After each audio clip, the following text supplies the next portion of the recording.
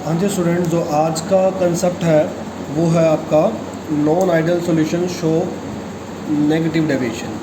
हमने positive deviation वाला topic तो पढ़ लिया है, तो अब हमने पढ़ना है नॉन आइडियल सॉल्यूशन जो कि क्या शो करते हैं, जो कि शो करते हैं नेगेटिव डेविएशन। हमने ये टॉपिक पढ़ना आज।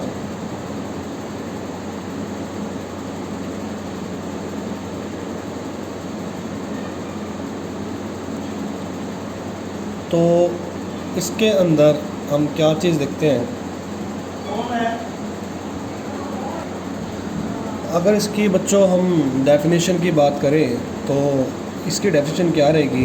इसकी डेफिनेशन रहेगी कि जो मॉलिक्यूलर फोर्सेस हैं या जो मॉलिक्यूलर इंटरेक्शन है सॉल्यूट सॉल्वेंट के बीच में वो ज़्यादा रहेंगे। तो जो मॉलिक्यूलर इंटरेक्शन है वो किस किस के बिटवीन सॉल्यूट एंड सॉल्वेंट वो हमेशा क्या रहेंगे, ज़्यादा रहेंगे, मोर रहेंगे देन सॉल्यूट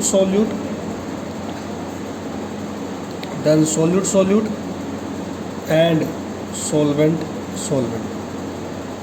ठीक है, तो ये बात आपको याद रखनी है कि जो मॉलिक्यूलर इंटरेक्शन है अपने वो सॉल्यूट और सॉल्वेंट के हमेशा ज़्यादा रहेंगे, सॉल्यूट से और सॉल्वेंट से। तो बच्चों जो रॉल्स लॉ था उसको तो ओबे करता ही नहीं है, तो पी ए की वैल्यू क्या होगी, लेस देन होगी किससे, एक्स ए पी नोट ए से। ठीक है, और जो आपकी ये पी बी की वैल्यू है वो भी लेस होगी किससे, X B P not B से। तो जो ये एक्स से पी नोट ए और X B P not B है ये वेपर प्रेशर है जो कि कैलकुलेटेड किया है रोल्स लॉ से। Vapour pressure calculated by roles law, आप ऐसा बोल सकते हैं। ठीक है, और जो ये पी ए है ये वेपर प्रेशर जो है कैलकुलेटेड है एक्सपेरिमेंटली। ठीक है, वेपर प्रेशर कैलकुलेटेड एक्सपेरिमेंटली। तो यहाँ पर बच्चों आपको एक बात याद रखनी पड़ेगी कि यहाँ अगर P A less than X से पी नोट ए के जो इक्वेशन नंबर 1 है और पी नोट बी जो पी बी है वो लेस है किससे, X B P not B से इक्वेशन नंबर 2 है, तो इक्वेशन 1 और इक्वेशन 2 से पता चलता है कि जो वेपर प्रेशर सॉल्यूशन के होंगे वो भी लेस होंगे किससे, सॉल्यूट के वेपर प्रेशर से और सॉल्वेंट के वेपर प्रेशर से।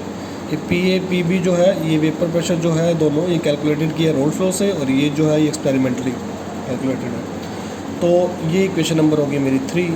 यहाँ पर जो डेल्टा एच है एनर्जी में जो चेंज होगा वो होगा लेस देन 0, एक्सोथर्मिक नेचर होगा, और डेल्टा एच लेस देन 0 के साथ साथ यहाँ पर हम एक बात और याद रखनी है, जो वॉल्यूम में चेंज आएगा वो भी क्या होगा, लेस देन 0। ठीक है, तो ये था non ideal solution show negative deviation.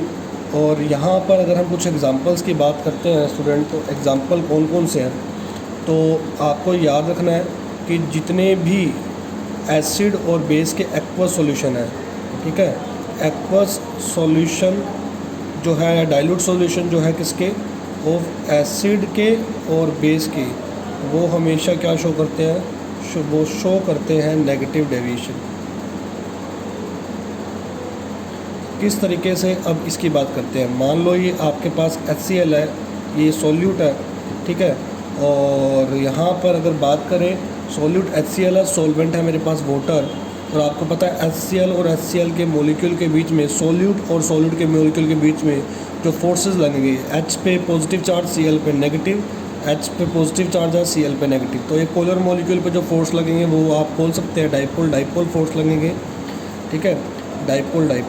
और वाटर में आपको पता कौन सी बॉन्डिंग होती है, वाटर के अंदर हाइड्रोजन बॉन्डिंग होती है। वाटर और वाटर के मॉलिक्यूल के बीच में जो फोर्सेस लगेंगे वो होंगे आपकी हाइड्रोजन बॉन्डिंग। लेकिन जब इनको मिला दिया जाएगा, जब HCl को वाटर में डाला जाएगा तो H पॉजिटिव अलग हो जाएगा और Cl नेगेटिव अलग हो जाएगा। H पॉजिटिव को वाटर का जो है, वाटर का जो ऑक्सीजन है जो नेगेटिवली चार्ज एंड है वो अट्रैक्ट करेगा, और Cl को हाइड्रोजन जो है वो अट्रैक्ट करेगा। तो यहाँ पर अगर आप देखें ये आयन है, ये एक पोलर मॉलिक्यूल है, ये भी आयन है और एक पोलर मॉलिक्यूल है। तो सॉल्यूट और सॉल्वेंट के ये आयन और मॉलिक्यूल के बीच में जो फोर्स लग रहा है इसे बोलते हैं आयन डाइपोल, आयन डाइपोल। और आपको पता होना चाहिए, लिखवाया भी गया था पीछे, आप एक बार लास्ट वीडियो में अगर जाके चेक करोगे तो उसमें आयन डाइपोल जो मॉलिक्यूलर इंटरेक्शन है वो ज़्यादा है, स्ट्रॉन्गर है। किससे स्ट्रॉन्गर है? डाइपोल डाइपोल से और हाइड्रोजन बॉन्डिंग से। इसका मतलब सॉल्यूट सॉल्वेंट के बीच में फोर्सेस ज़्यादा है as comparison to solute solute and solvent solvent. इस तरीके के जो सॉल्यूशन है वो क्या शो करते हैं? नेगेटिव डेविएशन शो करते हैं। तो ये बच्चों आपको याद करना है, ये याद रखना है आपको। यहाँ पर अगर हम किसी कोई और एग्जांपल की बात करते हैं, जैसे कि एक और एग्जांपल की यहाँ पर मैं बात करता हूँ यहाँ पर स्टूडेंट, तो अगर हम यहाँ पर ले एग्जांपल के तौर पे क्लोरोफॉर्म, क्लोरोफॉर्म का फॉर्मूला था CHCl3 और एसीटोन, एसीटोन का फॉर्मूला था CH3COCH3। तो CHCl3 जो है यहाँ पर आप बोल सकते हो कि एक पोलर मॉलिक्यूल है, क्योंकि यहाँ पर कार्बन क्लोरीन की इलेक्ट्रोनेगेटिविटी में थोड़ा डिफरेंस है। सॉल्यूट मान लो इसको, तो इसके पोलर मॉलिक्यूल के बीच में जो फोर्स लगता है उसे बोलते हैं डाइपोल, ठीक है। ये भी एक पोलर मॉलिक्यूल क्योंकि कार्बन पॉजिटिव चार्ज, ऑक्सीजन पे नेगेटिव चार्ज है, इसके बीच में जो फोर्स है वो है डाइपोल।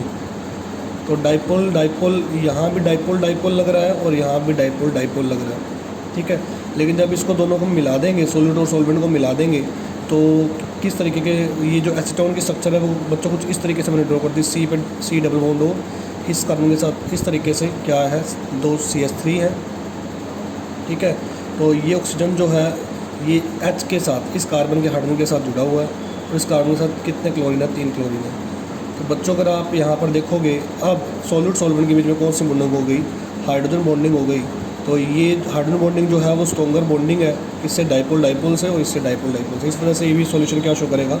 Negative deviation. तो बच्चों ये आपको पता होना चाहिए। और नेगेटिव डेविएशन का एक ग्राफ भी था जो कि आपको दोबारा से रिमाइंड करा दिया जा रहा है कि आइडियल सॉल्यूशन का ग्राफ था, जो कि आपने लास्ट लेक्चर में देखा भी होगा कि यहाँ पर अगर XA की वैल्यू आप 1 पुट करें और XB की या XB की वैल्यू 1 पुट करें और XA की वैल्यू 0 लें, तो PB किसके इक्वल हो जाएगा? P0B के। तो ये जो है प्रेशर है सॉल्वेंट का, ठीक है। तो इसी तरीके से ये प्रेशर है सॉल्यूट का, PA, जब XA की वैल्यू 1 होगी और XB की वैल्यू 0 होगी। ये वेपर प्रेशर जैसे जैसे मोल फ्रैक्शन चेंज होगा, वेपर प्रेशर जो है डिक्रीज़ करेगा सॉल्वेंट का, और इसी तरीके से सॉल्यूट का। ये था आपका आइडियल कंडीशन का ग्राफ। नेगेटिव डेविएशन में क्या होगा? ये जो कर्व है नीचे की तरफ जाएगा। नीचे की तरफ क्यों जाएगा? सॉल्वेंट का भी नीचे की तरफ जाएगा, सॉल्यूट का भी नीचे की तरफ जाएगा, सॉल्यूशन का तो जाएगा ही जाएगा, क्योंकि यहाँ पर जो मॉलिक्यूलर इंटरेक्शन है वो किसके ज़्यादा है? सॉल्यूट सॉल्वेंट के ज़्यादा है, सॉल्वेंट के ज़्यादा, सॉल्यूशन के ज़्यादा। कहने का मतलब ये है सॉल्यूट सॉल्यूट से एंड सॉल्वेंट सॉल्वेंट से। तो ये बच्चों था नेगेटिव डेविएशन का केस। इससे रिलेटेड बहुत सारे क्वेश्चन पूछे जा सकते हैं। और एक बच्चों एक नया टॉपिक है जिसका नाम है एजियोट्रोप्स। मतलब ये एजियोट्रोप्स इससे रिलेट करता है। ये एजियोट्रोप्स होते क्या, इसके बारे में डिस्कशन। अब ये एजियोट्रोप्स क्या होते हैं ये सुन लीजिए।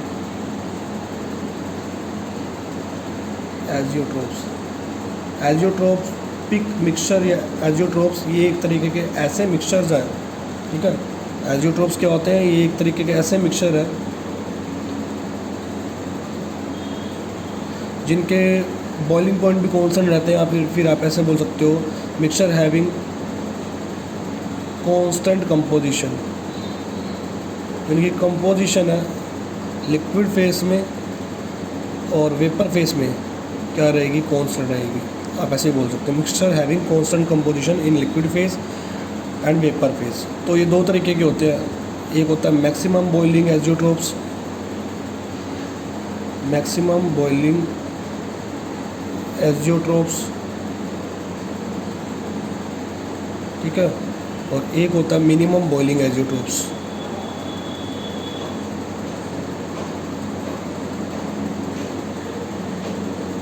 बच्चों मैक्सिमम बॉइलिंग एजियोट्रोप जो है ये कौन बनाता है? आप मैक्सिमम बॉइलिंग एजियोट्रोप का मतलब क्या है कि यहाँ पर मैक्सिमम बॉइलिंग एजियोट्रोप का मतलब है कि बॉइलिंग जो टेम्परेचर है, जो बॉइलिंग पॉइंट है वो क्या है? बॉइलिंग पॉइंट मैक्सिमम है। बॉइलिंग पॉइंट क्या है? मैक्सिमम है। बॉइलिंग पॉइंट इन मिक्सचर का मैक्सिमम होता है, और जिन मिक्सचर का बॉइलिंग पॉइंट मैक्सिमम होता है वो क्या शो करते हैं, वो शो करते हैं, वो नॉन आइडियल सॉल्यूशन की बात ही करें, वो शो क्या करते हैं, नेगेटिव डेविएशन।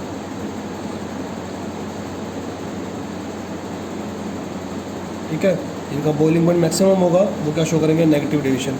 इनका बॉइलिंग पॉइंट मिनिमम होगा वो क्या शो करते हैं, वो शो करते हैं पॉजिटिव डेविएशन। तो इसका मतलब जो पॉजिटिव डेविएशन वाले सॉल्यूशन है वो मिनिमम बॉइलिंग आइसोटोप्स बनाते हैं, और जो नेगेटिव डेविएशन वाले सॉल्यूशन है वो क्या बनाते हैं, मैक्सिमम बॉइलिंग आइसोटोप। तो स्टूडेंट आज के लिए इतना ही पढ़ते हैं। इसके बाद का जो लेक्चर होगा वो होगा कोलिगेटिव प्रॉपर्टी जो है उसी पे होगा, जो कि है नॉर्मल कोलिगेटिव प्रॉपर्टी। तो आज के लिए आप इतना ही इसको कवर कर लें।